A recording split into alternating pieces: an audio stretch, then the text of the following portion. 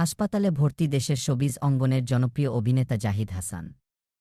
হঠাৎ করে অসুস্থতা বোধ করলে তাকে রাজধানীর একটি বেসরকারি হাসপাতালে ভর্তি করা হয়। ৮ মে থেকে তিনি সেখানেই চিকিৎসাধীন আছেন। জানা গেছে ঠান্ডাজনিত সমস্যায় আক্রান্ত তিনি। তবে এখন শারীরিক অবস্থা আগের চেয়ে অনেকটাই ভালো আছে বলে সংবাদমাধ্যমকে জানিয়েছেন অভিনেতার স্ত্রী, মডেল ও নৃত্যশিল্পী সাদিয়া ইসলাম মৌ। তিনি জানান, ঠান্ডা লেগে জ্বর আসার পর শারীরিকভাবে একটু অসুস্থ হয়ে পড়েন জাহিদ হাসান। এরপর তাকে হাসপাতালে নিয়ে আসা হয়। এখন তার শরীর আগের চেয়ে অনেকটাই ভালো আছেন। চিকিৎসকের বরাত দিয়ে মৌ আরও বলেন, উনার নিউমোনিয়ার সমস্যা রয়েছে। ঠান্ডা থেকেই এমনটা হয়েছে। এখন সম্পূর্ণ বিশ্রামে রয়েছে। চিকিৎসক জানিয়েছেন, একটু সুস্থ হলেই বাসায় নিয়ে যাওয়া যাবে তাকে। এদিকে ঈদুল আজহায় প্রেক্ষাগৃহে মুক্তি পেয়েছে জাহিদ হাসান অভিনীত সিনেমা উৎসব।